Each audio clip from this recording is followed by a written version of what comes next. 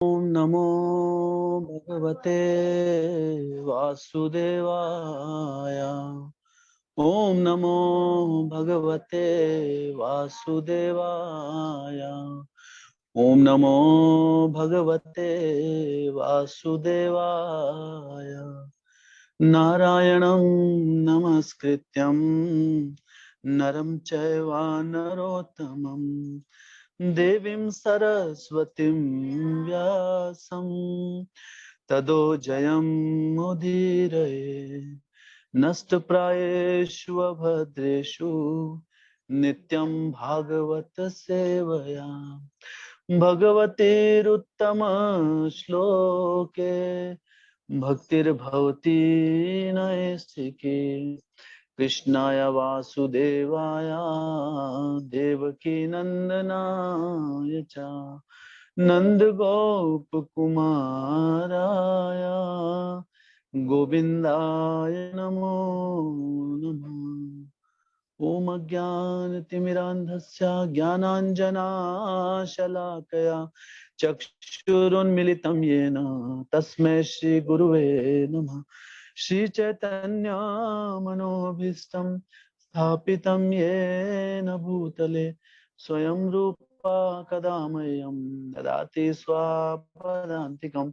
वन्देऽहं श्रीगुरु श्रीयुतापदकमलं श्रीगुरोन् वैष्णवांश्च श्रीरूपं सागरजातं सहगना रघुनाथान्वितं तं सजीवं साद्वैतं सावधूतं परिजना सहितं कृष्ण चैतन्य देवं श्री राधा कृष्ण पादान् सहगना ललिता श्री विशाखान्वितंश्च नमः। ओं विष्णुपदाय कृष्ण प्रेष्ठाय भूतले श्रीमते भक्ति वेदांत स्वामी निति नामिने नमस्ते सरस्वते देवे गौरवाणी प्रचारिणे निर्विशेष शून्यवादी पाश्चात्य देश तारिणे नमो महावदन्याय कृष्ण प्रेम प्रदायते कृष्णाय कृष्ण चैतन्य नामिने गौर तिसे नमः।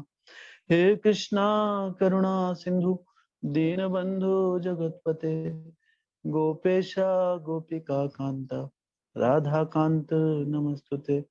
तप्त कांचन गौरांगी राधे वृंदावनेश्वरी वृषभानुसुते देवी प्रणमामि हरिप्रिये। वाञ्छाकल्पतरुभ्यश्च कृपा सिन्धुभ्येव च पतितानां पावनेभ्यो वैष्णवेभ्यो नमो नमः। जय श्री कृष्ण चैतन्य प्रभु नित्यानंद श्री अद्वैत गदाधर शिवासादि गौर भक्तवृंद। हरे कृष्णा कृष्ण कृष्णा हरे हरे हरे राम राम राम हरे हरे। हरे कृष्णा कृष्ण कृष्णा हरे हरे हरे राम राम राम हरे हरे। हरे कृष्णा कृष्ण कृष्णा हरे हरे हरे राम राम राम हरे हरे।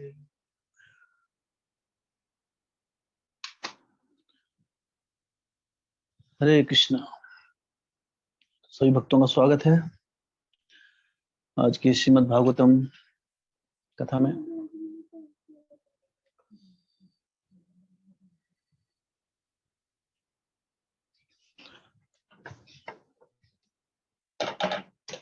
तो श्रीमद् भागवतम में हम प्रथम स्कंद अध्याय 13 से चर्चा कर रहे हैं, जिसका शीर्षक है धृतराष्ट्र का गृह त्याग। तो लास्ट जो पिछली हमारी कथा थी उसमें हमने श्लोक संख्या 28 तक चर्चा की थी।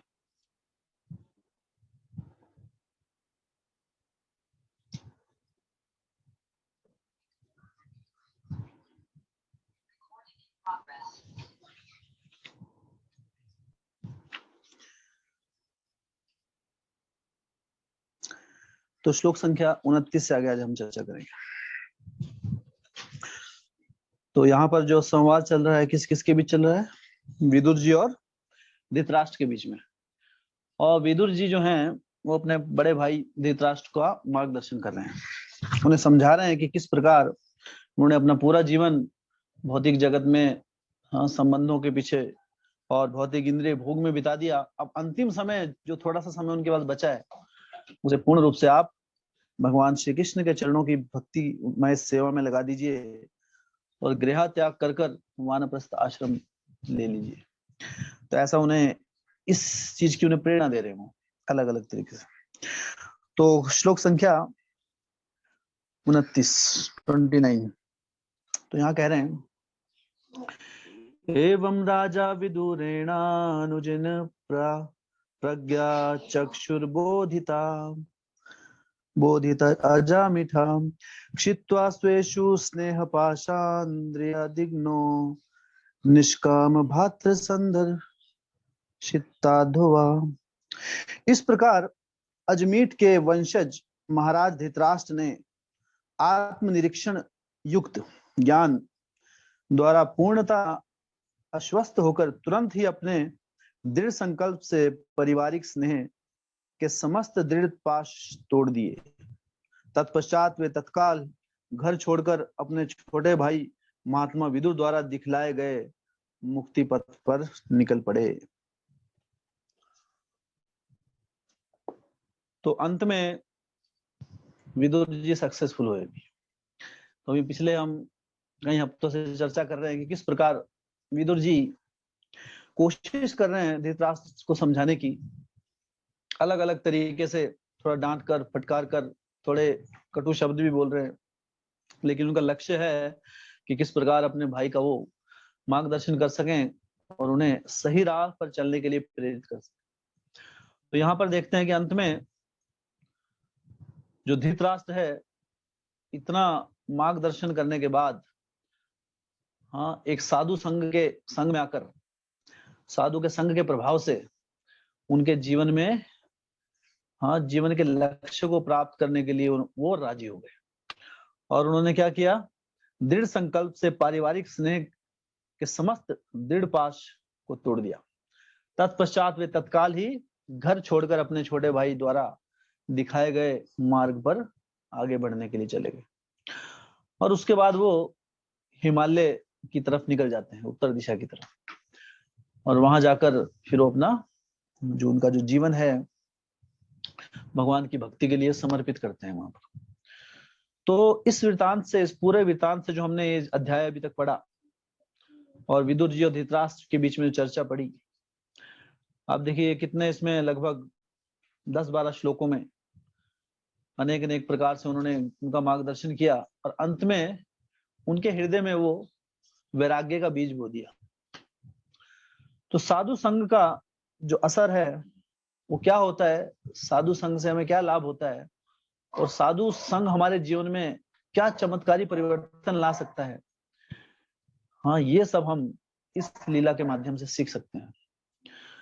विदुर जी जो थे वो भगवान के शुद्ध भक्त थे। दरअसल विदुर जी एक महात्मा, विदुर महात्मा जो थे वो एक महाजन है। तो पिछले जन्म में असली कौन है? वो यमराज जी। तो यमराज जो हैं भगवान के बहुत बड़े शुद्ध भक्त हैं, लेकिन उन्होंने प्रार्थना की थी भगवान से कि मैं यमलोक में अभी सेवाएं देते हुए थोड़ा सा, हाँ, मैं कुछ चाहता हूं कि भगवान के भक्तों की मैं निकट सेवा कर सकूं, निकटवर्ती सेवाएं। क्योंकि जो यमराज जी को सेवा प्रदान की गई थी तो वो तो सेवा है, सेवा कोई बड़ी छोटी नहीं होती है, सेवा तो सेवा है, इसलिए खुशी खुशी उन्होंने स्वीकार किया था।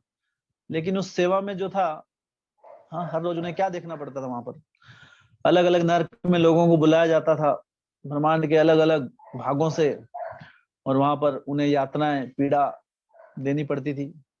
ये उनकी सेवा है ना। जैसे जैसे पुलिस की क्या सेवा होती है?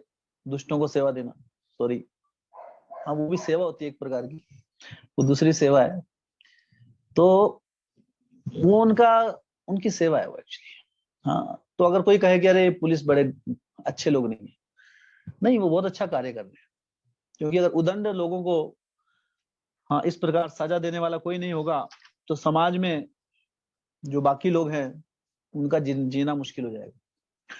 लेकिन फिर भी जो पुलिस से बच जाता है वो यमराज के चंगुल में आ जाता है। यमराज जी के चंगुल से कोई नहीं बच सकता। हाँ, इस जगत से के जो भी नियम कानून से अगर हम बच भी गए, रिश्वत देकर या अपना नाम का उपयोग कर कर अगर हम बच गए, तो ऐसा नहीं कि हम प्रकृति के नियमों से बच जाएंगे। प्रकृति के बंधन से कोई नहीं बच सकता। हाँ, ये जो है प्रकृति, इसके जो कठोर नियम है ये पत्थर की लकीर जैसे हैं। अगर किसी ने कोई गलत कार्य किया है तो उसका फल उसको भोगना ही पड़ेगा। कई बार जीवन में व्यक्ति कुछ गलत कार्य करता है और किसी प्रकार कई बार बच जाता है, अरे मुझे किसी ने नहीं देखा। नहीं, यमराज जी 24 घंटे देख रहे हैं ऊपर अपनी दूरबीन से। हर व्यक्ति का पूरा आकलन है उनके पास, पूरा रिकॉर्ड लिखा है उन्होंने, चित्रगुप्त। हाँ, इस व्यक्ति ने क्या किया, कब किया, क्यों किया, किस भावना से किया, किसके साथ किया, सारा का सारा रिकॉर्ड होता है। हर चीज वो देखते हैं वहां पर। और इसलिए कई लोग सोचते हैं कि चलो अभी इस भौतिक जीवन को जी लें, आगे का आगे देखेंगे। लेकिन ऐसा नहीं है। जो हाँ यमराज है, ये जो प्रकृति जो है, इसके कठोर नियमों से कोई बच नहीं सकता। इसलिए इसके एक देवता नियुक्त किए गए हैं। हर डिपार्टमेंट के लिए भगवान ने एक एक देवता को नियुक्त किया है। तो ऐसे यमराज हैं। तो यमराज कोई बुरे व्यक्ति नहीं है, दरअसल भगवान के शुद्ध भक्त है। हाँ, 12 महाजनों में से एक नाम आता है यमराज जी का। और उनका काम क्या है कि जितने भी पापी लोग हैं उनके पापों का ब्यौरा रखना। और अगर पाप एक लिमिट से ऊपर बढ़ जाए उसके बाद वो नरक में बुला लेते हैं उनको और फिर मुरम्मत करते हैं वहां पे। और फिर ठीक करके, एक गाड़ी खराब हो जाती है ना, कोई मशीन खराब होगी, फिर उसको मुरम्मत करनी पड़ती है, तो थोड़ा ठीक करके फिर वापस भेजते हैं। फिर कोई पाप करता है, फिर से उसको जन्म वहां, हाँ, अनेक अनेक कष्ट वहां पे भोगने पड़ते हैं नरक में। तो ये यमराज जी की सेवा है। तो यमराज जी ये सेवा कर करके थक गए थे, तो उन्होंने भगवान से प्रार्थना की कि प्रभु मुझे ऐसा स्थान दीजिए जहां मैं आपके भक्तों की, वैष्णव की सेवा कर सकूं। हाँ, ये सेवा तो ठीक है आपने दी है, आपकी सेवा सर आंखों पर, हाँ, लेकिन मेरा हृदय है कोई थोड़ी दूसरी, हाँ, वैष्णव की सेवा, इस प्रकार की सेवा मुझे प्रदान की जाए। काफी सुंदर लीला हुई थी। और उन्हें अगले जन्म में हाँ यमराज की पदवी पे किसी और को बिठाया गया और यमराज जी विदुर जी के रूप में इस जगत में अवतरित हुए। और फिर उन्होंने, बाकी हम जानते हैं कि किस प्रकार वो रहे। फिर बाद में दुर्योधन ने उन्हें उनका अपमान किया भरी सभा में और वो जंगल में चले गए।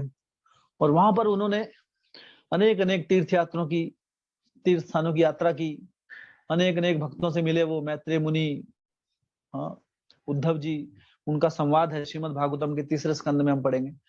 तो इस प्रकार पूरा ज्ञान ग्रहण करने के बाद अब वो पुनः लौटे अपने भाई को लिए, सिर्फ धृतराष्ट्र के लिए वापस लौटे वो, उनका मार्गदर्शन करने के लिए। और अंत में उनका मार्गदर्शन करके उन्होंने अपना संग उन्हें दिया।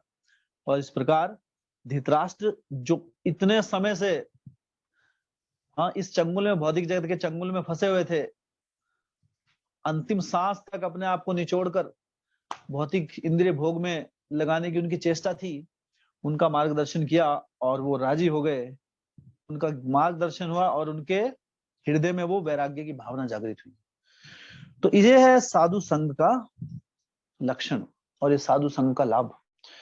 साधु संघ के बिना ये जो भौतिक जगत के, ये इसे बेड़िया कहा जाता है एक्चुअली।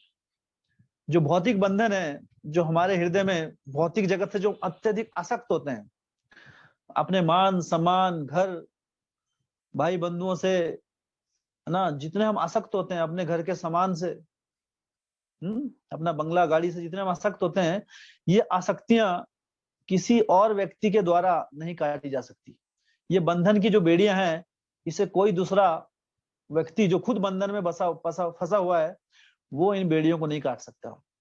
इस भगवान के शुद्ध भक्तों के संग में आकर ही ये बेड़ियां कटती हैं और फिर हमारे हृदय में एक मार्ग, हाँ, एक वैराग्य की भावना जागृत होती है और जीवन में एक लक्ष्य मिलता है। कुछ करने के लिए, अन्यथा व्यक्ति पूरा जीवन अपना इस घर गृहस्थी में मेंटेन करने के लिए बिता देता है।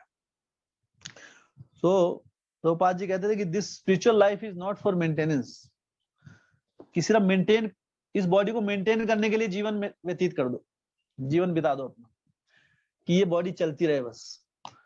हाँ, उसके लिए नहीं है जीवन का लक्ष्य है, मनुष्य जीवन का कुछ लक्ष्य है।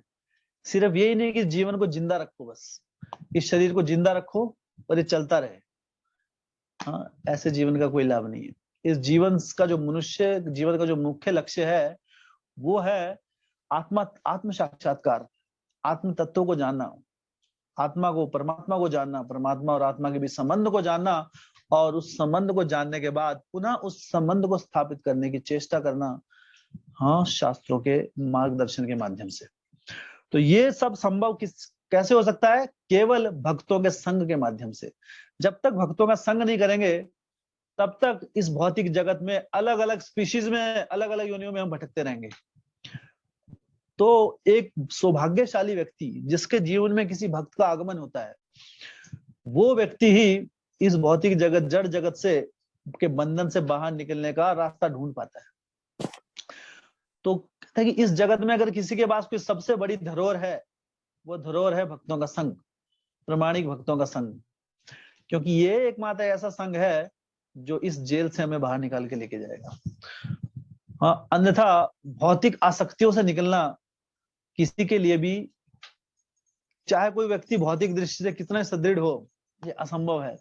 एकमात्र भक्तों के संग में आकर ही भगवान की सेवा, हाँ, भगवान का ध्यान करने से, भगवान का भक्ति मार्ग अपनाने से ही इस बंधन से हम बच पाते हैं। तो इसलिए साधु संघ का महत्व यहाँ पे हम देखते हैं। साधु संघ सर्व शास्त्र कोय, लव मात्र साधु संग सर्व सिद्धि होए। सारे शास्त्र एक ही बात बोलते हैं, जितने शुद्ध भक्ति के शास्त्र हैं, श्रीमद् भागवतम में तो सारे भक्तों की महिमा बताई गई है, वो एक ही बात बोलते हैं, सर्व शास्त्र कोय, क्या? लव मात्र साधु संग सर्व सिद्धि होए। लव मतलब, लव क्या होता है? थोड़ा सा, बिल्कुल शॉर्ट टाइम के लिए, जस्ट जैसे कोई मिलने आ गया कोई भक्त आपसे, 5-10 मिनट में आपका कुछ उनसे लव मात्र, मान लो किसी से भेंट हुई, बस व्यक्ति का भौतिक जीवन खत्म। ये होता है भक्तों के संग का असर। तो ये हम कई जगह शास्त्रों के उदाहरण से देख सकते हैं कि किस प्रकार जो साधु संग है वो हमारे जीवन में किस प्रकार 180 डिग्री परिवर्तन ला सकता है। मतलब हमारा जीवन, हाँ, किसी दिशा में जा रहा होता है और साधु के संग में आकर हमारा जीवन पूरा पलटी मार लेता है। देखते हैं, अरे ये क्या हो गया। कई बार भक्त सोचते हैं क्या हो गया मुझे, हाँ मैं तो ऐसा था, मैं तो बिल्कुल नहीं था ऐसा, ये क्या हो गया मेरे साथ। कई बार व्यक्ति समझ नहीं पाता, या हम तो समझ जाएंगे, दूसरा नहीं समझ पाता। अरे चंदू, ये क्या हुआ तेरे साथ? तू तो हमारे साथ हंसता खेलता था बेचारा, क्या हो गया तेरे साथ? ये तेरे तो विचार ही बदल गए, है ना। पहले इतनी पार्टियां करते थे हम सब, क्या बोलता है, सिर्फ प्रसाद खाऊंगा, कुछ नहीं चाहिए मुझे, है ना। पहले हम सारी बातें करते थे, मस्ती करते थे, अब बोलते हो हरि नाम, हरि कीर्तन, हरि कथा, इसके अलावा तो कुछ नहीं निकलता है मुंह से तुम्हारे। ये क्या हो गया, किसने भूत कर दिया तुमको? तो व्यक्ति नहीं समझ पाता क्या हो गया भक्ति का असर, क्योंकि ये जो संक्रमण है भक्ति का, ये बहुत डेंजरस है। हाँ, डेंजरस मतलब उस वे में नहीं, ये सकारात्मक, क्योंकि इसके जब भक्तों के संग में कोई एक बार आ जाता है तो स्वाभाविक रूप से भक्त जो है, उस संग से क्या होता है, व्यक्ति का दृष्टिकोण बदल जाता है। व्यक्ति चीजों को एज इट इज, यथारूप देखना शुरू कर देता है। तब तक तो हम क्या, एक अंधकार में जीवन व्यतीत करते हैं। भक्तों के संग में आकर हम एक्चुअली देखना शुरू करते हैं कि क्या सही है क्या गलत है, अरे मैं तो अभी भ्रम में जी रहा था। तो ये हमें भक्तों के संग का ये असर होता है। और भक्तों का जो संग है, कहते हैं कि लव मात्र, थोड़ा सा भी संग अगर हमने सीरियसली ले लिया, किसी भक्त के प्रति हमारी थोड़ी भी श्रद्धा आ गई जीवन में और उसका श्रवण कर लिया हमने संग में आके श्रद्धा पूर्वक, तो हमारे जीवन में अवश्य ही 100% परिवर्तन आएगा। अनेकों अनेक शास्त्रों में उदाहरण दिए गए हैं। नारद मुनि जी, जो नारद मुनि है, अब जो हम जानते हैं शास्त्रों में नारद मुनि, वो अपने पिछले जन्म में एक दासी पुत्र थे। एक इस प्रकार और वो क्या करते थे, उनकी जो माता थी वो मेड सर्वेंट थी, एक ऐसे नौकरी करती थी, अलग अलग जगह जाकर किसी के बर्तन साफ कर देना, इस प्रकार के निम्न कार्य करती थी। और जहां जहां वो जाती थी वो नारद मुनि जी को भी लेके जाती थी। उस समय वो नारद मुनि नहीं थे, उस समय वो एक छोटे बालक थे, नॉर्मल। तो एक बार क्या हुआ, जहां पर वो उनकी माता रहती थी और वो दोनों रहते थे, तो वहां पर कुछ भक्ति वेदांत भगवान के वैष्णव भक्त आए। चतुर्मास का समय था। चतुर्मास के समय में जो भक्त लोग होते हैं वो किसी एक स्थान पर रुकते हैं, वो ज्यादा भटकते नहीं इधर उधर, एक जगह पर रुककर और फिर भगवान की अत्यधिक भक्ति करते हैं। तो भक्ति वेदांत ऐसे भक्त वहां पर आए 4 महीने के लिए। तो 4 महीनों तक उनकी जो माता थी उन्होंने उनकी सेवा की। वहां पर उनके आश्रम के आगे वहां पे झाड़ू पोछा करना, है ना, उन्हें कोई सामग्री की आवश्यकता हो वो प्रदान करना, उनके लिए जल की व्यवस्था करना, उनके कपड़े धो देना, और साथ साथ में अपने पुत्र को भी वो लेके जाती थी। तो बच्चा भी वही करता था, जो माता, है ना, तो जो माँ बाप करते हैं छोटे बच्चे वही करते हैं। तो इस प्रकार, और ऐसा संग जब उन्हें प्राप्त हुआ तो नेचुरली है, जो भगवान के भक्त हैं वो हमेशा हरि कीर्तन हरि कथा करते रहते हैं। हाँ, रमंती चा तुष्यंती चा, भगवान के जो भक्त हैं क्या करते हैं, भगवान की कथा सुनकर और सुनाकर हमेशा खुश रहते हैं। तो जब वो सुनने लगे, ऐसी कथा कर रहे थे, करते थे, तो नारद मुनि सुनते थे। तो वो सुनते थे ये क्या, ये भक्ति वेदांत कह रहे हैं, और बीच बीच में उनसे पूछते भी थे कि अरे गुरु जी, साधु जी, ऐसा कैसे होता था। तो बड़े प्यार से उसे समझाते थे। ऐसे धीरे धीरे धीरे उनके संग के लिए उनको आसक्ति हो गई, और वो वेट करने लगे, और वो मन ही मन विचार करने लगे कि अरे ये 4 महीने कभी खत्म ना हो, और ये साधु हमेशा यहाँ पर रहे। तो उनके हृदय में उनके प्रति एक आसक्ति पैदा होगी, साधु संघ के प्रति एक अटैचमेंट पैदा होगी। और तो यहां से भक्ति की शुरुआत होती है हमारी।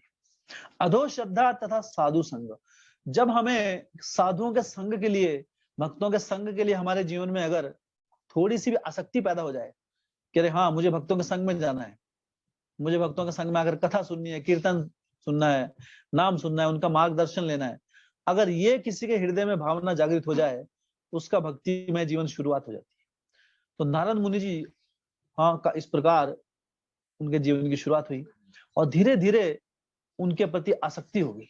अब वो भक्तों के संग के बिना एक क्षण भी नहीं रहते थे, बस वेट, इंतजार करते कब सुबह हो और कब मैं संग में जाऊं, और उनसे मुख से भगवान का जो है हरि कथा सुनूं।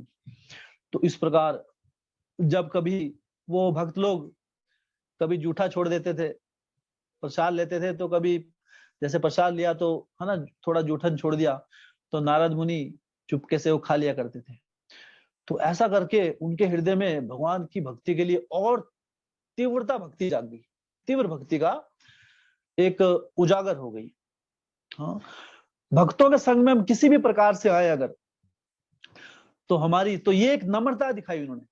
किसी का जूठा ऐसे कोई नहीं खा सकता ना, है ना, किसी का जूठन कोई क्या खाएगा, लेकिन ये नम्रता का भाव है।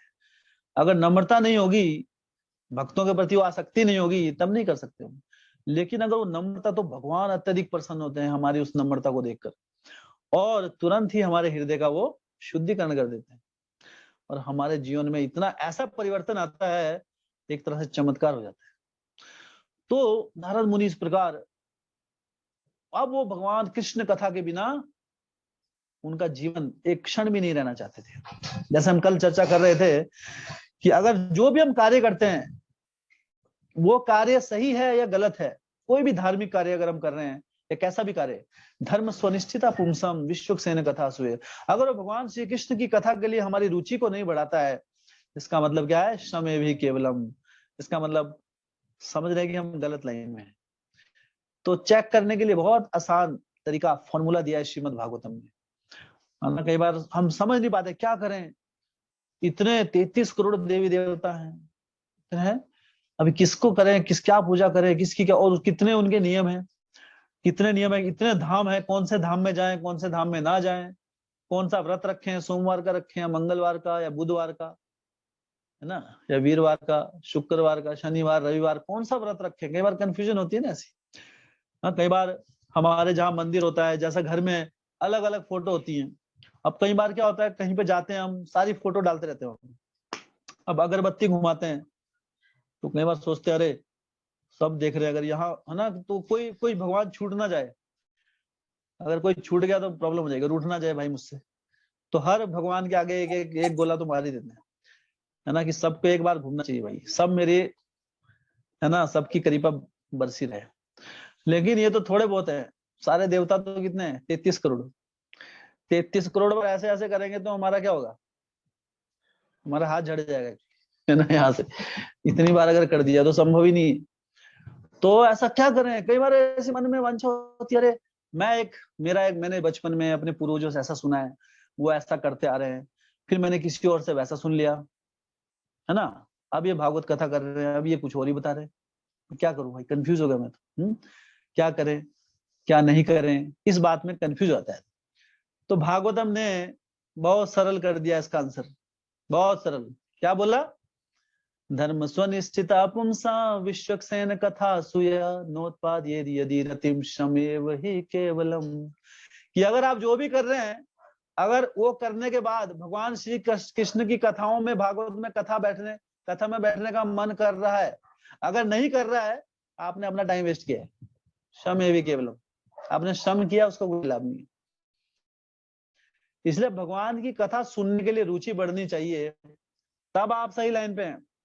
This is the cross checking formula.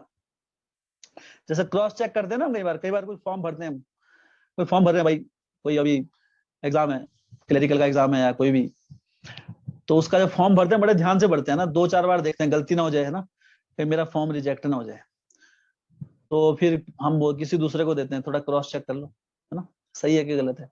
उसी तरह क्रॉस चेकिंग करनी है कि मैं सही जा रहा हूं नहीं, बस एकमात्र फॉर्मूला है, मेरे जीवन में क्या मैं कृष्ण कथा के लिए, मेरा हृदय उमड़ रहा है, मेरी रुचि बढ़ रही है कृष्ण कथा के लिए, अगर हाँ तो आप सही रास्ते पर जा रहे हैं, और अगर नहीं तो समझ लिए रास्ता बिल्कुल गलत है। तो सोचिए, अभी पूरे विश्व भर में, पूरे भारतवर्ष में भागवत कथा का जो एक बार श्रवण कर देता है, उसके हृदय में निष्ठा भक्ति जागृत हो जाती है। तो इसलिए श्रवण करना, हमें, जैसे हम कल चर्चा कर रहे थे, हमें श्रवण जो करना है वो प्रमाणिकता, परंपरागत करना है, अन्यथा इतनी भागवत होने के बाद तो हर कोई भक्त बन जाए, हर व्यक्ति के हृदय में भगवान श्री कृष्ण की के प्रति रुचि बढ़ जाए, लेकिन ऐसा तो नहीं होता है ना। जैसे कथा खत्म हुई, फिर अपना वही आदमी वही सारे काम करने में लिप्त हो जाता है। जैसे कथा से घर गए, चलो भाई मेरी चाय लाओ, चाय कॉफी जो भी, भक्ति मार्ग में हम इन चीजों का भी सेवन धीरे धीरे बंद करते हैं। चाय में भी नशा होता है, पता है आपको, चाय में एक पदार्थ होता है, निकोटीन बोलते हैं उसको। तो भागवतम में 4 चीजें निषेध बताई गई है पहले स्कंद में। द्वितम पानम स्त्रिया सुना, जुआ, जुआ खेलना अधर्म का स्तंभ है, इसलिए जुआ नहीं खेलना है, ये पहला अधर्म का संबंध है। दूसरा क्या है, द्युतम पानम, किसी भी प्रकार का पान नहीं, मदिरा पान, धूम्रपान, है ना, नॉर्मल पान होता है जो, वो भी, कोई भी पान नहीं, कोई भी अगर पान करेंगे, किसी भी प्रकार का नशा करेंगे, वो अधर्म का दूसरा स्तंभ है। द्युतम पानम स्त्रिया सुना, स्त्रिया गया दूसरा, पर स्त्री संग, या फिर स्त्री के लिए पर पुरुष संग करना, ये अधर्म का तीसरा खंबा है। और चौथा सुना, हत्या करना, जीव हत्या करना, ये है चौथा स्तंभ। तो ये श्रीमद् भागवतम में पहले स्कंद में, अभी हम आगे पढ़ेंगे परीक्षित महाराज का, जब बड़े हो जाएंगे, अभी परीक्षित महाराज का जन्म हुआ है पिछले उसमें, तब बताएंगे कि ये 4 चीजें जो है, ये जो है निषेध है भागवतम में धर्म के लिए। जब तक ये 4 चीजें हम नहीं छोड़ेंगे, तब तक हमारी भक्ति ठीक से आगे नहीं चलेगी गाड़ी। तो अब कई बार भक्ति में नए नए आते हैं, और ये 4 लतों में से कोई एक लत लगी होती है, तो क्या करें, पहले छोड़ें फिर भक्ति करें? नहीं, भक्ति मार्ग में आ जाइए और इनका छोड़ने का प्रयास करते रहिए। जैसे भक्ति रस आता रहेगा, ये चीजें अपने आप छूट जाएगी, लेकिन कोशिश जारी रहनी चाहिए। ये ध्यान में रखना चाहिए कि हमारे भक्ति के आने वाला बहुत बड़ा, है ना, रास्ते का कांटा है हमारी भक्ति में आगे बढ़ने के लिए। तो इन चीजों को, ये जो अधर्म के जो खंबे हैं, चार चीजों से बचना हमें बहुत, क्योंकि अधर्म है, जहां पे अधर्म है वहां धर्म नहीं हो सकता। धर्म और अधर्म एक साथ नहीं रह सकते दोनों। कई बार देखिए लोग धार्मिक स्थानों में भंडारे करते हैं, कथाएं करते हैं, वहां मीट काटते हैं। भागवतम कह रही है धर्म का पहला खंबा है, तो आप धर्म कैसे कर रहे हैं फिर? अगर आप अधर्म को अपना रहे हैं तो वो धर्म कैसे हुआ? और अगर वो धर्म है तो अधर्म का काम कैसे कर सकते हैं धर्म धार्मिक कार्य में? इसलिए व्यक्ति क्या है, सब मनगढ़ंत भेड़ चाल में करता है। हमें सोच समझकर शास्त्रोचित सोच करना है। इसलिए इन श्रीमद् भागवतम, इन कथाओं का, ग्रंथों का अध्ययन करने का यही मकसद है कि सिर्फ हम इसलिए ना करें कोई चीज कि हमारे दादा परदादा करते थे, इसलिए करें, उसको समझ के करें, उसके पीछे क्या कारण है, शास्त्रों में उसके बारे में क्या बताया गया। तो इसलिए ये जो हमारे जीवन में इन चीजों से हमें धीरे धीरे आगे बढ़। अब कई बार भक्ति मार्ग में ये सारी चीजें छोड़ देते हैं हम, फिर और सूक्ष्म भक्ति बढ़ाने के लिए हमें, जैसे कुछ चीजें होती हैं वो निषेध होती हैं। क्यों निषेध की जाती हैं? क्योंकि ये हमारे मन को विचलित करती हैं। भक्त लोग लहसुन प्याज भी नहीं खाते। क्यों नहीं खाते? ये तो सेहत के लिए तो अच्छी होती है, शरीर के लिए अच्छा होता है प्याज लहसुन, लेकिन दिमाग के लिए अच्छा नहीं होता है। तो दिमाग ज्यादा महत्वपूर्ण होता है शरीर से। शरीर के मुकाबले दिमाग ज्यादा महत्वपूर्ण है ना? है कि नहीं? किसी के शरीर में कोई चोट लग जाए, है ना, तो इतना कुछ नहीं होता उपद्रव। किसी का दिमाग खराब हो जाए तो क्या होता है? हाँ, समझ सकते हैं आप। दिमाग पे पैर में चोट लग गई मान लो थोड़ी सी, तो कुछ ज्यादा फर्क नहीं पड़ेगा जिंदगी में, थोड़ा पट्टी वट्टी कर लेगा, ठीक है। लेकिन अगर घर में किसी का दिमाग ही खराब हो जाए, उसका दिमाग हिल जाए, तो क्या होगा? वो आत्महत्या भी कर लेता है आदमी। तो दिमाग की रक्षा करना ज्यादा इंपॉर्टेंट है शरीर से। तो धीरे धीरे हमको, तो ये धीरे धीरे अपनाना है। जो नए भक्त हैं उनके लिए बोल रहा हूँ, और जिनको 2 साल हो गए हैं अभी, वो मत सोचिए कंसेशन है कुछ, ठीक है। उनके लिए अभी भी 5-6 साल हो गए फिर भी चाय पी रहे हैं, तो छोड़ दीजिए उसको भी, नहीं तो जिंदगी बीत जाएगी। अभी जस्ट 2 घंटे पहले हमारे पड़ोस में एक खबर आई है, अभी यहाँ पे किसी की मृत्यु हो गई है। पिछले हफ्ते हम उनको देखते थे चलते फिरते, बिल्कुल जवान, 50-55 साल की उम्र में चलते फिरते, सब स्वस्थ, कोरोना वायरस से मृत्यु हो गई अभी। तो बहुत दुख लग रहा है, और एक शिक्षा मिल रही है कि जीवन का कोई भरोसा नहीं है। कह रहे नियमों का पालन कर लेंगे, है ना, भक्ति कर लेंगे, नो प्रॉब्लम, बहुत समय है। कुछ समय नहीं एक्चुअली हमारे पास, कब क्या हो जाए कुछ पता नहीं। तो इसलिए हाँ, ये शास्त्रों को सस्ते में मत लीजिए। शास्त्रों में जो चीजें हैं, नियम है, पहली बात ये समझिए नियमों का पालन क्यों करना है। कई बार हम सिर्फ नियमों का पालन करते हैं लेकिन ये नहीं जानते क्यों करना है। तो ये सारे के सारे जो नियम है एक ही चीज के लिए जरूरी है, क्यों? ताकि वासुदेव कथा रुचि बढ़े हमारी, बस।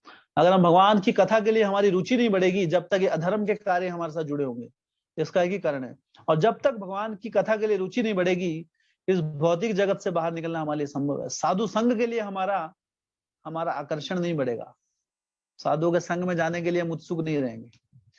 तो नारद मुनि इस प्रकार साधुओं के संग में आकर क्या हुआ? पूर्ण रूप से पवित्र हो गए। अब 4 महीने आए, 4 महीने के बाद वो सारे भक्त वहां से चले गए। चतुर्मास पूरा हुआ और सारे जाने लगे। नारद मुनि बहुत दुखी हो गए। तो ये है दूसरा स्टेप भक्ति में आगे बढ़ने का। अगर हमसे कभी भक्तों का संग छीनने लगे तो हमारे जीवन में कष्ट होना चाहिए, हमारे फीलिंग ये होनी चाहिए कि अरे मेरे जीवन से जैसे मेरे जीवन ही चला गया हो। अगर ये फीलिंग नहीं आ रही है, इसका मतलब हम साधु संघ का महत्व नहीं समझते हैं। हाँ, तो इसलिए साधु संघ का महत्व जो है, कितना महत्वपूर्ण है, श्रीमद् भागवतम के हर पन्ने में दिया हुआ है। तो जब ये सारे के सारे जितने भी साधुगण वहां से चले गए, तो नारद मुनि विचलित हो गए पूरे, कि अब मैं क्या करूं, क्या करूं, कहाँ जाऊं, है ना। जैसे कई बार आजकल क्या होता है, किसी का मोबाइल खराब हो गया मान लो, तो कैसा होता है आदमी? मोबाइल खराब हो गया मान लो, बैटरी खराब हो गई या कुछ दूसरा फंक, स्क्रीन टूट गई उसकी, एक दिन के लिए मोबाइल खराब हो गया तो क्या होता है? पागल हो जाता है ना आदमी आजकल। वैसे ही भक्त लोग क्या है, भगवान के भक्तों के संग के बिना पागल हो जाते। तो इसलिए पागल तो होना ही है। भौतिक जगत के लोग भी पागल हैं और भक्त लोग भी पागल हैं। तो पाजी के everybody is crazy. But devotees are crazy for Krishna. जो भक्त लोग हैं वो कृष्ण के लिए पागल हैं, और भौतिक जगत के जो लोग हैं वो अपनी इंद्रिय भोग के लिए पागल हैं। तो पागलपन वो कीजिए हाँ जिसमें जिसका हमें कुछ लाभ हो, जो हमें इसको जीवन मृत्यु के चक्कर से हमको बाहर लेके जाए। तो नारद मुनि विचलित हो गए इस प्रकार, और फिर जहां देखो भक्तों के संग के लिए इतना तरसने लगे, इतना तरसने लगे कि हर क्षण यही सोचते थे कि कब वो साधु का संग फिर पुनः मिलेगा। और इसलिए शास्त्र कहते हैं कि अगर हमारी उतनी उत्सुकता है साधु संग प्राप्त करने के लिए, लेकिन हमारे पास अपॉर्चुनिटी नहीं है, फैसिलिटी नहीं है, लेकिन उत्सुकता है, तो हमें उतना ही लाभ मिलता है जितना एक्चुअल साधुओं के संग में होने का मिलता है। जैसे कई बार हमारी परिस्थिति नहीं होती है, मान लो मंदिर में जा रहे हैं संग में, लेकिन हम किसी कारण से नहीं आ पा रहे हैं, या हमारा कुछ प्रॉब्लम आ गई घर में, या ना हमारे पास कुछ जाने का साधन नहीं है, लेकिन हमारे अंदर से वो तीव्र इच्छा है कि कब मैं संग में जाता। हाँ, तो अगर ऐसी तीव्र इच्छा हमारी रहेगी तो क्या होगा, उतना ही हमें लाभ मिल जाता है जितना साधुओं के संग में एक्चुअल लाभ मिलता है। अभी आप लोग अपने अपने घर में बैठे हैं, लेकिन अगर आप इस ऑनलाइन क्लास के लिए उतना उत्सुक रहेंगे, चलो ऑनलाइन क्लास तो एक तरह से भागवत क्लास ही है, टोटली थोड़ा ही अंतर है, सब दिख रहा है इसमें सब कुछ, लेकिन क्या है अगर हम है ना कैजुअल रहेंगे, है ना, वीडियो बंद करके सोते रहेंगे, है ना, कई बार ऐसा भी होता है कि वीडियो बंद है माइक ऑन है तो खराटे की आवाज आ रही है, तो वैसा मत कीजिए, वीडियो ऑफ तो फिर अपना कम से कम माइक ऑफ रखिए ना, ताकि दूसरों को नींद नहीं आए जो सोते रहे, या उनको प्रेरणा ना मिले सोने की। तो अगर हम पूर्ण उत्सुकता के साथ, जैसे हम ऑनलाइन आमने सामने बैठे हैं मंदिर में, उस चेष्टा से बैठेंगे तो वही लाभ मिलेगा जितना हम मंदिर के संग में आकर भागवत कथा का श्रवण करते हैं। क्योंकि अभी हमारे पास फैसिलिटी नहीं है, लेकिन इसका मतलब ये नहीं जब फैसिलिटी हो, मान लो मंदिर में कथा चल रही है अभी, है ना, और आप मंदिर के बाहर मोबाइल लेके ऑनलाइन देख रहे हैं, वैसा नहीं। जब हमारे पास फैसिलिटी है तब उसका उपयोग करना है, तब भगवान देखते हैं, भगवान मूर्ख नहीं है, भगवान देख रहे हैं कि हाँ अभी फैसिलिटी नहीं है, तो भगवान उतना ही लाभ हमें मिलेगा। तो नारद मुनि इस प्रकार उत्सुक थे भक्तों के संग के लिए चारों, और कुछ समय के बाद क्या हुआ, एक सांप ने उनकी माता को डस लिया और उनकी माता की मृत्यु हो गई। तो वो समझ नहीं पाया, एक ही उनकी माता ही थी, उन्हें एक ही सहारा था, पिताजी तो पहले चले गए थे उनके, तो कोई अब क्या, अकेले हो गए नारद मुनि, तो अब क्या करे। तो अभी जो हमारे हाथ में नहीं है उसके लिए बहुत ज्यादा विचलित भी नहीं होना चाहिए। तो यहाँ पर जो भक्त है हर परिस्थिति में कुछ ना कुछ भगवान की कृपा को देखता है। तो नारद मुनि ने सोचा कि क्योंकि जब तक मेरी माता मेरे साथ थी तो उनका ध्यान रखना सब कुछ, लेकिन अभी भगवान ने ऐसा, तो बहुत दुख हुआ उनको, बहुत कष्ट हुआ, लेकिन उसमें भी उन्होंने देखा कि अब मैं पूर्ण रूप से अपने आप को भगवान की भक्ति में लगाने के लिए हाँ तत्पर हो जाऊंगा।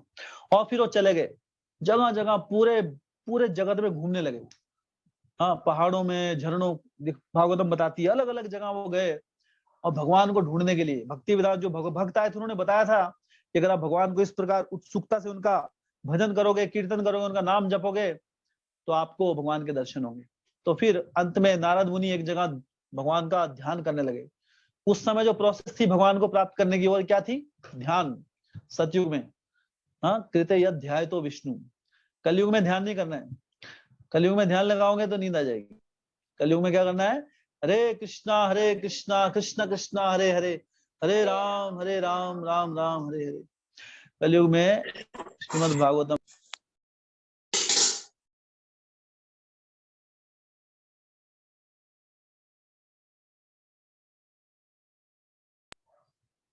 तो जो जो हम जपेंगे, हम बोलना है हमको और सुनना है, उसको जपना है और सुनना है, ये प्रोसेस है कलयुग में हरि नाम संकीर्तन की। तो इस प्रकार से वो ध्यान करने लगे, और जब वो बहुत तीव्रता से ध्यान करने लगे तो भगवान विष्णु के उन्हें दर्शन हुए अपने हृदय में, और बहुत जैसे उन्हें भगवान के दर्शन हुए इतनी प्रसन्नता उन्हें मिली, इतना उल्लास उन्हें मिला भगवान के दर्शन पाकर, उनके सारे जीवन के सारे भौतिक जगत के कष्ट दूर हो गए। अब वो सिर्फ भगवान का दर्शन लेना चाहते थे और किसी बात की इच्छा उनके हृदय में नहीं रही, क्योंकि भगवान षड ऐश्वर्य पूर्ण है, सर्व सौंदर्यवान, सर्व बुद्धिमान, सबसे अधिक शक्तिशाली, सबसे अधिक वैरागी, सबसे अधिक धनवान, हर प्रकार का गुण भगवान के अंदर है जिससे व्यक्ति आकर्षित होता है। तो सारे आकर्षण का सागर उसके दर्शन हो गए नारद मुनि जी को। तो अब वो, लेकिन फिर क्या हुआ, एकदम उनको भगवान के दर्शन हो रहे थे, एकदम लुप्त हो गए। तो भागवतम बता रही एकदम से ओझल हो गया, तो विचलित हो गए, क्या हुआ क्या हुआ, कहाँ गए भगवान। तो फिर से आंखें बंद करी कि फिर से मैं भगवान के दर्शन लूंगा। पूरी कोशिश कर रहे नहीं, है ना। जैसे होता है ना, कई बार आदमी कोई सपना लेता है, बड़ा अच्छा सपना लेता है, होता है ऐसा, सब बहुत अच्छा सपना आ रहा है, किसने जगा दिया, अरे उठ बदमाश, स्कूल का टाइम हो गया। होता है, हुआ है कभी ऐसा आपके साथ? तो अभी वो मम्मी लोग उठा देते हैं, बोलते हैं अरे थोड़े देर सोने देती तो क्या होता है ना। अभी ये पूरी, है ना, रसगुल्ले की प्लेट सामने थी, मुंह के सामने रसगुल्ला था, उठा दिया। तो फिर कोशिश करते, फिर से लूंगा अभी मैं वही सपना, नहीं फिर नहीं आता वो। एक बार टूट गई नींद तो टूट गई। तो अभी नारद मुनि जी, लेकिन नारद मुनि जी वैसा नहीं कर रहे थे, ये असली, ये कोई सपना नहीं था, असली में भगवान के दर्शन हुए थे उनको। लेकिन दूसरी बार भगवान के दर्शन नहीं हुए, तो पूरे विचलित हो गए, पसीना पसीना हो गए, मैं क्या करूं भगवान। जिसने एक बार भगवान का रस देख लिया, भगवान के दर्शन ले लिए, वो इस भव दर्शन में कोई आनंद नहीं लेता है। हम लोगों की प्रॉब्लम क्या है, हमारे हमारी क्या समस्या है, क्यों हम आसक्त नहीं हो पाते भक्ति से, क्यों कथा में बैठने में इतना कष्ट होता है, क्यों भगवान का नाम जपने में इतना कष्ट होता है, क्यों? क्योंकि भगवान के दर्शन नहीं हुए अभी तक। अगर कोई हमको एक बार उठा के लेके जाए गोलोक वृंदावन में, गोलोक वृंदावन की खिड़की से हमको दिखा दे, देखो 2 मिनट के लिए क्या क्या हो रहा है वहां पे, और फिर इस जगत में फेंक दे आगे, आप एक क्षण के लिए नहीं रहेंगे, कृष्ण रह नहीं पाएंगे कृष्ण के बिना। अरे मैं क्या कर रहा हूँ यहाँ पे, इस जगत में सड़ रहा हूँ, मेरा असली जगत तो वो है। आप पूरी जी जान लगा देंगे भगवान के नाम में, भगवान की कथा में, भक्तों के संग का कोई मौका नहीं छोड़ेंगे। लेकिन क्योंकि अभी वैल्यू नहीं पता है, इसलिए अभी इन आंखों से तो नहीं देख सकते, शास्त्रों की आंखों से देखिए कि जो भगवान का जो धाम है, भगवान है, वो हमारा इंतजार कर रहे हैं। और ये भौतिक जगत हमारा धाम नहीं है। हमारा धाम क्या है? हमारा धाम है गोलोक धाम, गोलोक धामनी, गोलोक नामनी निज धामनी। भगवान का जो निज धाम है गोलोक, हाँ, वो भगवान का, उसका नाम क्या है? गोलोक वृंदावन। तो वो हमारा असली धाम है। तो उस धाम को, और इस भौतिक जगत में रहते हुए भी वहां के हम दर्शन कर सकते हैं जब हमारी भक्ति में वो तीव्रता होगी। जैसे नारद मुनि को यहाँ रहते हुए भगवान के दर्शन हुए, लेकिन जब वो इतने विचलित हो गए, उत्सुक थे, तो उनके कर्णों में भगवान ने एक ध्वनि उपदेश दिया कि हे नारद, मैंने तुम्हें वो झलक इसलिए दी है कि ताकि तुम्हारी भक्ति में तीव्रता बढ़े। लेकिन अभी तुम्हारी तो भक्ति अब परिपूर्ण नहीं हुई है, तुम पूर्ण रूप से 100% शुद्ध नहीं हुए अभी तक, इसलिए अभी तुम भगवत धाम नहीं जा सकते।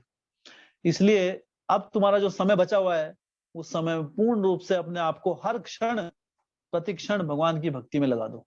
एक क्षण भी व्यर्थ मत करो, क्योंकि मनुष्य जीवन का एक क्षण भी भगवान श्री कृष्ण को भूलकर बिताना, ये सबसे बड़ा लॉस है। एक क्षण, सहानिस सहानिस तन महाछिद्रम समोहा सच विभ्रमा यत यत तत्क्षणम वापी वासुदेवम न चिंतेत। कि अगर ये, इससे बड़ी कोई हानि नहीं है, इससे बड़ा कोई लॉस नहीं है, इससे बड़ा कोई भ्रम नहीं है कि अगर कोई एक क्षण के लिए भी वासुदेव को भूल जाएगा, अगर एक क्षण को वासुदेव को याद नहीं रखा, ये सबसे बड़ा लॉस है। हाँ, पूरे जीवन में जितनी हमने बैंक बैलेंस की कमाई की है, उससे भी बड़ा लॉस है ना। लेकिन ये लॉस समझ में नहीं आता है। तो ये समस्या है। वो समझ में कब आएगा? जब नित्यम भागवत सेवया, नित्य रूप से श्रीमद् भागवतम का श्रवण करेंगे हम। इसलिए आज के बाद हम डेली भागवतम का श्रवण करेंगे। जो गृहस्थ आश्रम वाली क्लास होगी, वो किसी छुट्टी के दिन होगी, शाम को, सुबह भागवतम, शाम को गृहस्थ आश्रम। लेकिन भागवतम का श्रवण अभी नित्य रूप से होगा, हर रोज। मेरे लिए प्रार्थना कीजिए, कोई बीमारी वाली ना है, ताकि कथा नियमित रूप से चलती रहे। आप भक्तों का आशीर्वाद रहेगा तो चलता रहेगा। तो इसलिए नारद मुनि को जब ये सब कुछ दृश्य भगवान ने दिखाया, फिर क्या कहा मैंने आपको दर्शन इसलिए दिए हैं। तो भगवान भक्ति में मार्ग में जब आते हैं, कुछ बूंदे हमें देते हैं, हमें एक अच्छी फीलिंग आती है, एज ए डिवोटी आती है ना। वो क्यों है? भगवान भक्ति में आगे बढ़ने की प्रेरणा देते हैं। लेकिन अभी पूर्ण शुद्ध नहीं हुए, अभी क्या है, रास्ता बहुत लंबा है। तो इसलिए स्टे कनेक्टेड, बने रहिए भक्ति मार्ग में। ऐसा मत छोड़िए। अब सोचिए बहुत भक्ति कर ली, अभी तो 16 माला का टारगेट था, कर लिया वो भी। सुबह भी आ जाते हैं हम, भागवतम भी सुन रहे हैं, प्रसाद भी खा रहे हैं, है ना। नहीं, भक्ति जो है इसका कोई अंत नहीं है कि यहाँ पे अंत हो गई। जितना हम भक्ति में आगे बढ़ेंगे, हम आनंद के सागर में डूबते रहेंगे। भक्ति में कभी भी भगवान, भक्त अपनी भगवान की सेवा से कभी थकता नहीं है। यह है भक्ति का लक्षण। तो पहले तो हमें इन निम्न जो नियम है, नियमबद्ध होकर इन नियमों का नियमित रूप से पालन करना है, और फिर इन नियमों में तीव्रता बढ़ानी है। पहले हमें अपने आप को बनाना है कि हम हर रोज कथा में आ सकें। 1 घंटे बैठने की आदत डालनी है पहले। अब बैठने के बाद क्या है, फिर उसके बाद उसको तीव्रता से श्रवण करने की आदत डालनी, फिर उसको जो सुना उसको तीव्रता से जीवन में अपनाने की कोशिश करनी, फिर हमारी कथा में रुचि बढ़ेगी, हाँ रस बढ़ेगा। फिर उस आस्वादन तक पहुंचना है कि हम इस कथा के बिना रह ना सकें, एक क्षण भी व्यर्थ ना हो जाए। जिस दिन हमारे हृदय में, तो कैसे चेक करें हम ठीक जा रहे हैं, है ना, कि हमारे हृदय में जब ये भावना आएगी कि अरे 2 मिनट की कथा भी ना छूट जाए मुझसे, तो बड़ा लॉस हो जाएगा मेरा। जिस दिन ये भावना आने लग गई, समझ लीजिए कि आप ठीक रास्ते पे जा रहे हैं। और जिस दिन ऐसा लगेगा, जब तक ये लग रहा है चलो भाई 5 मिनट तो लेट हो, देख लेंगे, अभी तो क्या कीर्तन चलेगा, फिर प्रार्थना वार्थना होगी, तब तक 15 मिनट ऐसे निकल जाते हैं। तब तक देख लेते हैं थोड़ा एक नाटक टॉम एंड जेरी, थोड़ा मनोरंजन कर लेते हैं, या थोड़ा अपने दोस्त से बात कर लेते हैं, 1-2 चुगली कर लेते हैं थोड़ा। 15 मिनट के बाद करेंगे अपना असली भागवत। अगर इस प्रकार की भावना है, उत्सुकता नहीं है, वो तीव्रता नहीं है, तो इसका मतलब सही रास्ते पे नहीं है हम। तो तीव्रता बढ़ाइए। पहले हमको अपनी माला बढ़ानी है, 16 माला तक आना है। लेकिन 16 माला सब कुछ नहीं है, वो शुरुआत है। उसके बाद आपको तीव्रता बढ़ानी है, उसमें 10 अपराधों से बचना है, नियमित रूप से उसका जप करना है, हर नाम को सुनना है। अभी कितना नाम सुन पाते हैं, है ना। एक महामंत्र भी पूरा नहीं सुन पाते हैं, हरे कृष्णा कृष्ण के बाद खो गए, फिर वहां माइंड को ढूंढना पड़ता है, आओ वापिस, फिर ढूंढा, अगला मंत्र शुरू हुआ, हरे कृष्णा, फिर गायब। तो माइंड को कंट्रोल करना बड़ा मुश्किल है। 16 की 16 माला 2 घंटे नियमित निरंतर रूप से कृष्ण इस मंत्र को सुनना है, ये टारगेट है। हाँ, तो देखिए कितना कितना पहुंच पाए हैं। क्योंकि क्या है, बाहर से बोलना बड़ा आसान होता है। जैसे बहुत लोग बोलते हैं तुम लोग क्या चैंटिंग करते रहे, तो कौन सी बड़ी बात है।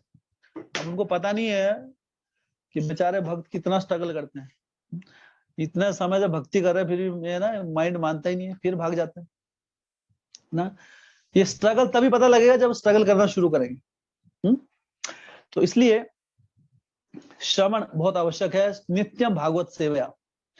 तो इसी प्रिंसिपल को ध्यान में रखते हुए, हाँ, नित्यम जो ये कथाएं हैं श्रीमद् भागवतम में, अपना नियमित रूप से वो दीजिए, फिर वो उत्सुकता जागृत होगी भगवान के लिए। तो नारद मुनि ने फिर पूरी उत्सुकता के साथ भक्ति की, और अंत में अगले जन्म में क्या बने, वो नारद मुनि। तो यह है नारद मुनि जी की पिछले जन्म की कथा। वो भी हमारे जैसे ही मनुष्य थे, भगवान के शुद्ध भक्त बन गए, और अब पूरे ब्रह्मांड में घूमते रहते हैं।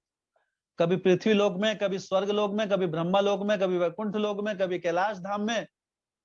आपको चाहिए ऐसी फैसिलिटी घूमने की? भक्त के पास ही ऐसी फैसिलिटी होती है। हम कितना घूम सकते हैं? अभी तो ऐसे ही घूम नहीं सकते, बसें भी बंद है ना। अभी तो घूमना फिरना ऐसे ही बंद हो गया, और कितना घूम लेंगे? ज्यादा से ज्यादा अभी आधे लोगों ने तो पूरा हिमाचल नहीं घूमा होगा अभी तक। मैंने खुद नहीं घूमा है, मैं 1-2 बार शिमला गया हूँ बस, और नाहन के बारे में पता ही नहीं कुछ। एक बार रेणुका गया था +1 में।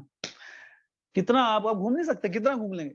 और ज्यादा से ज्यादा आप थोड़ा बाहर घूम लेंगे, इधर उधर, ज्यादा से ज्यादा इंडिया में घूम लेंगे, थोड़ा विदेश में चले जाएंगे।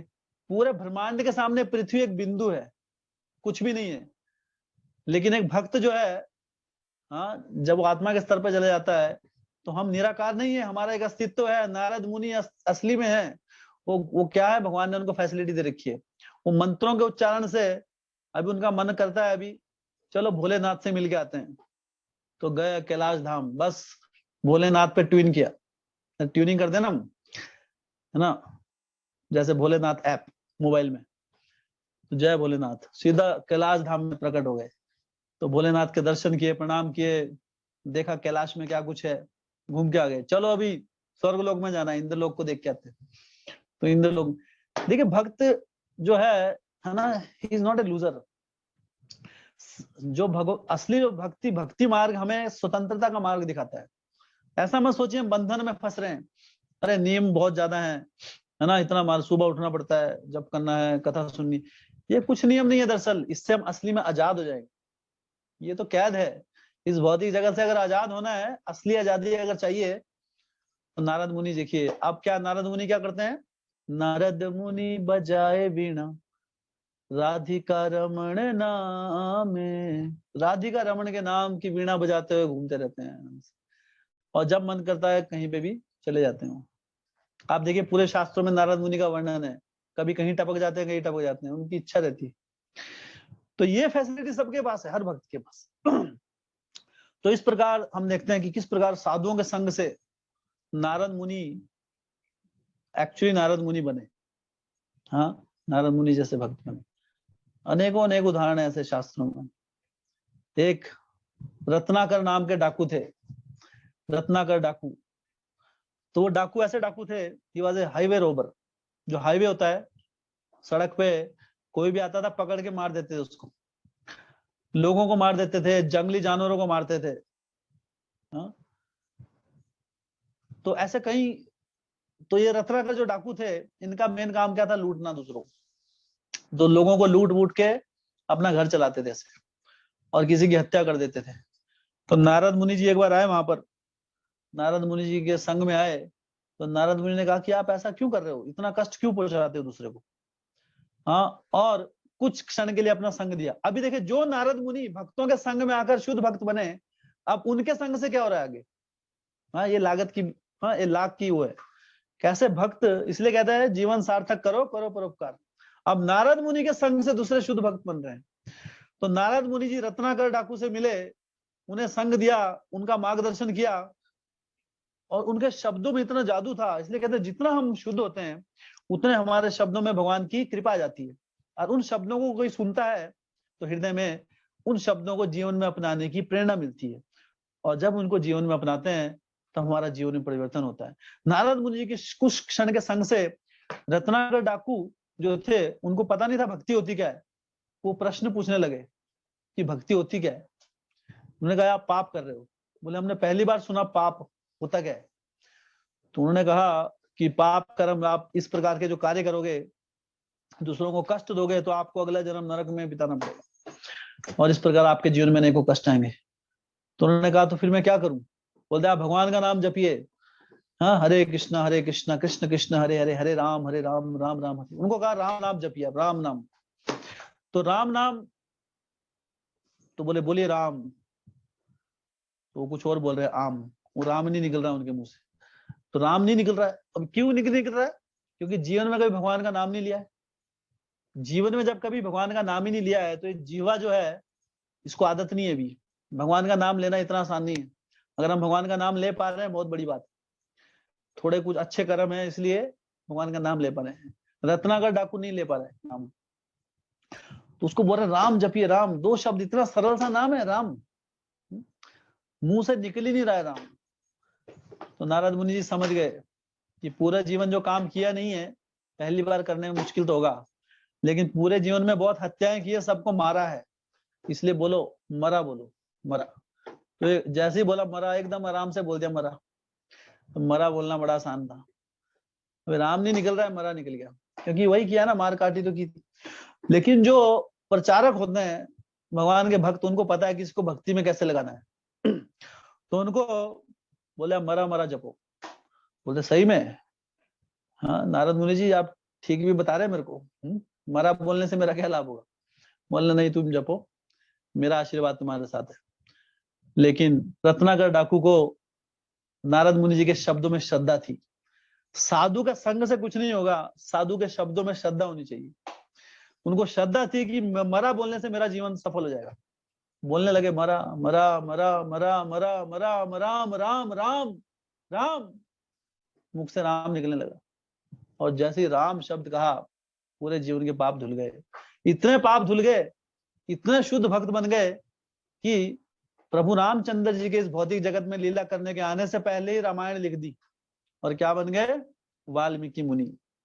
तो ये है एक शुद्ध भक्त के संग का लक्षण, कि रत्नाकर जैसा डाकू भी इतने बड़े संत वाल्मीकि मुनि बन गए, जो हाँ भगवान के शुद्ध भक्त बने। वाले अनेकों अनेकों उदाहरण हमारे शास्त्रों में दिए गए हैं, जहां पर साधु संग, थोड़े से साधु संग से, भगवान के संग से, भक्तों के संग से, उस संग में आकर साधु की सेवा करने से, थोड़ी वाणी सेवा से, उनके शब्दों में श्रद्धा होने से हमारा जीवन परिवर्तन हो जाएगा।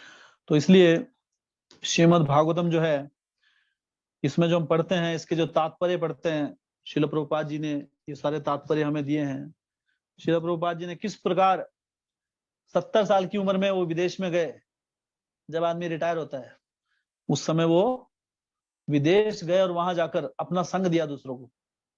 और आज जगह जगह हर देश में, लगभग हर देश में हरे कृष्ण महामंत्र का प्रचार, हरे कृष्ण भावना मंत्र का संघ के मंदिर हैं, और हर रोज वहां पर भगवान का नाम जपा जाता है।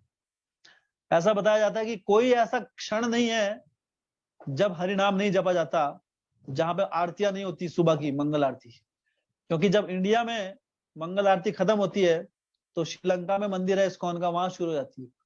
श्रीलंका में खत्म हुई तो आगे चले गए बर्मा वर्मा, वहां शुरू होगी। इधर खत्म हुई तो कहीं अमेरिका में शुरू हो गई, अमेरिका में खत्म हुई तो ऑस्ट्रेलिया में शुरू होगी, ऑस्ट्रेलिया में खत्म हुई तो अफ्रीका के देशों में शुरू होगी। क्योंकि समय का अंतर है, जब यहाँ दिन है वहां रात है, तो ऐसे 24 घंटे नित्य लीला चलती रहती है। तो ये है एक श्रील प्रभुपाद जी, जो भगवान के एक शुद्ध भक्त थे, शुद्ध भक्त हैं, अभी भी वो हमारे साथ है, अपनी किताबों के माध्यम से, अपने शब्दों के माध्यम से। उनके संग से इतना बड़ा परिवर्तन आया, और उन्होंने जिनके जीवन में परिवर्तन लाया, अब वो दूसरों का मार्गदर्शन कर रहे हैं और वो दूसरों के जीवन में परिवर्तन ला रहे हैं। तो देखिए एक साधु संघ का क्या असर होता है। तो ये बहुत सबसे बड़ी धरोहर है हमारी, अगर हमारे पास साधु संघ का अवसर है। हाँ, लेकिन हमें जानना है कौन साधु है और कौन असाधु। साधु मतलब लंबी दाढ़ी, ये मतलब नहीं होता है। कई बार हम यही समझते हैं, किसी की बड़ी दाढ़ी आ गई, बाबा जी कहाँ बाबा जी, कोरोना में क्या है, मेरा ब्लेड नहीं है मेरे पास, इसलिए दाढ़ी बढ़ गई। मैं कोई बाबा बाबा नहीं हूँ।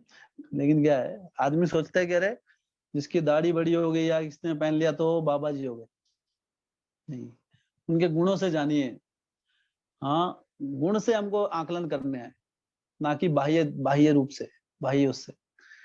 क्योंकि बाह्य अलंकार बदलने बड़े आसान है, कोई भी बदल लेता है, वेश बदलना आसान है।